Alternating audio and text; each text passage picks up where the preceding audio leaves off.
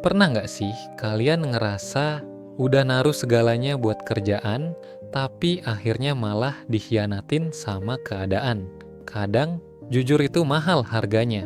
Bahkan harganya bisa berupa kehilangan orang yang paling kita sayang. Kenalin, ini Guiman, mantan detektif yang milih pensiun dini bukan karena pengen santai, tapi karena udah muak sama dunia yang isinya cuma tipu-tipu. Dia mutusin buat hidup tenang di sebuah kos-kosan kecil untuk menyembuhkan luka. Tapi ya namanya juga takdir. Masalah nggak bakal nanya lu siap atau nggak buat disamperin.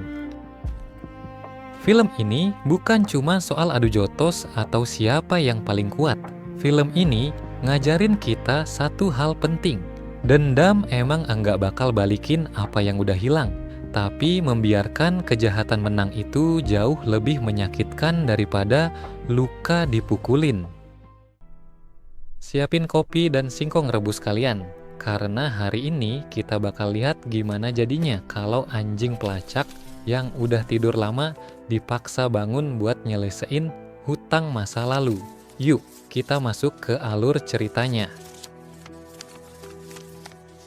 Bagaimana rasanya jika seorang mantan detektif legendaris harus turun gunung demi membalas dendam rekannya yang tewas, dan dia menghabisi pembunuh temanya satu persatu.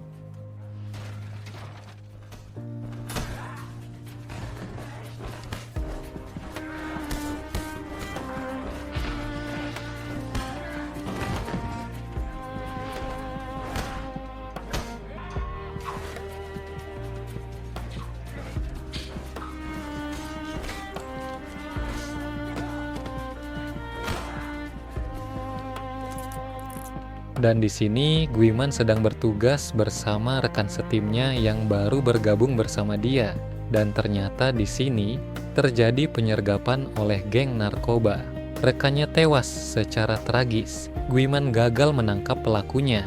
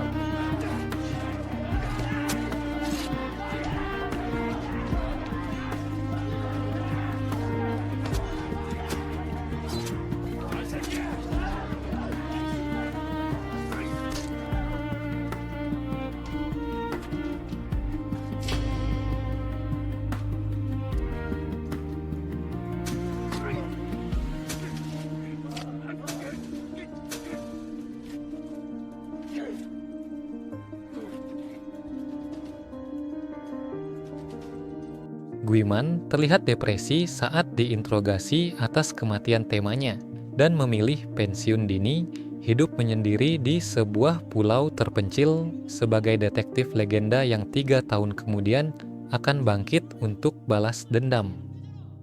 선배님, 제가 죽었다고 이렇게 아무나 계속 막히게 된 겁니다. 김종준! 신나고 등식이 되는 거 아닙니다. 야, 이 새끼야! 선배님이 누구보다 잘하시지 않습니까? 그만하라고 이 새끼야! 형 때문에 재호가 죽었어. 형이 재호를 네 팀으로 보내서 재호가 죽었다고! 내가 이럴 줄 알았어 이 새끼야! 형 때문에 재호가 죽은 거야! Dan disinilah sang legenda bangkit kembali saat kehidupan tenang Guiman terusik. Seorang jurnalis muda datang mencarinya untuk menyelidiki kasus perdagangan manusia dan narkoba yang melibatkan musuh lama Guiman, yang dulu membunuh temanya.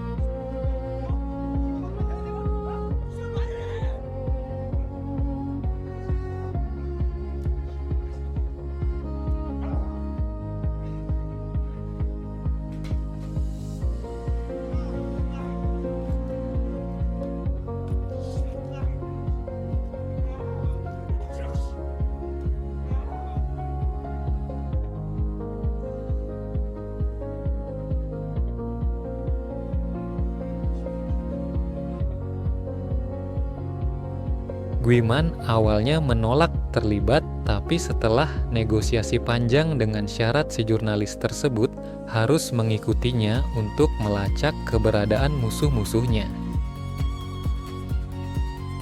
Dan disinilah mereka mulai bergerak. Mereka mendatangi salah seorang informan lama di sebuah apartemen untuk mengumpulkan bukti-bukti yang mereka cari. 예. 제가 정보과에서 강력계로 복귀해서 가지고 있는 정태화 자료는 1년 전 것까지입니다. 그래. 이거라도 갖고 찾아봐야지. 정태화 찾으면 꼭 연락 주십시오. 지원 가겠습니다. Dari sini, mereka langsung mendatangi salah satu klub malam untuk menggali informasi selanjutnya. Dan ternyata, mereka bertemu salah satu perempuan yang sedang mencari kakaknya, yang diculik oleh musuh Guiman juga.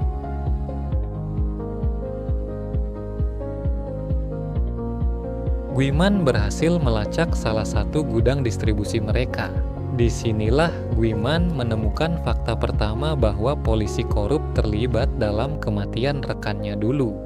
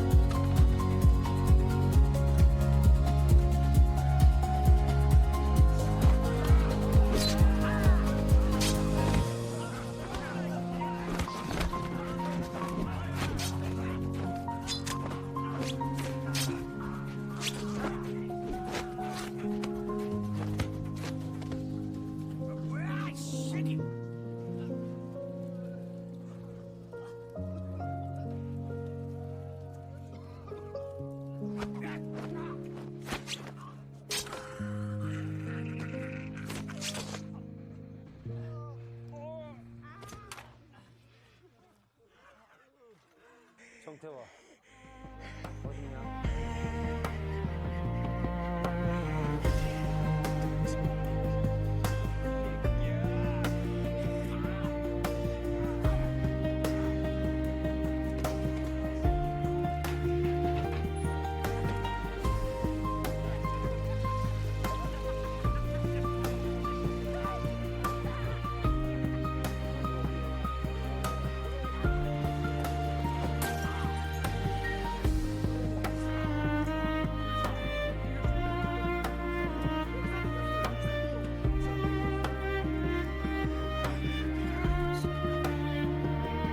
Di titik ini, Guiman sadar bahwa dia tidak bisa hanya mengandalkan dirinya sendiri.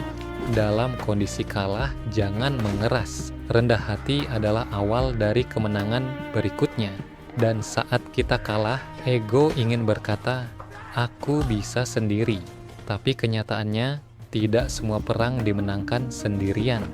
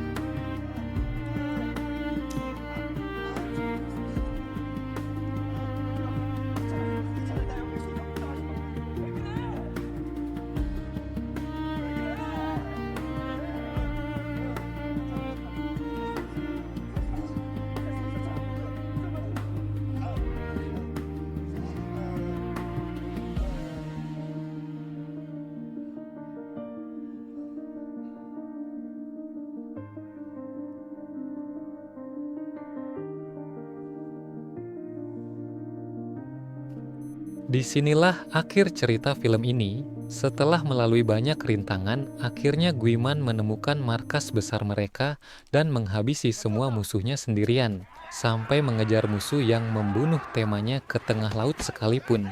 Memang balas dendam itu tidak ada ampun.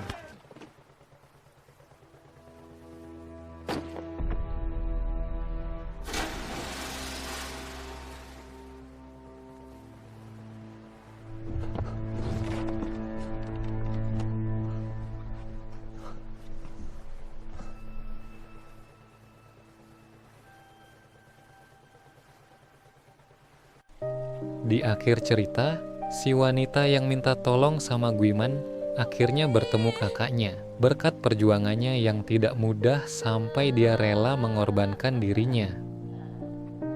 Dalam dunia yang keras, saudara adalah tempat pulang tanpa syarat. Dan persaudaraan sejati bukan tanpa konflik, tapi selalu menemukan cara untuk kembali.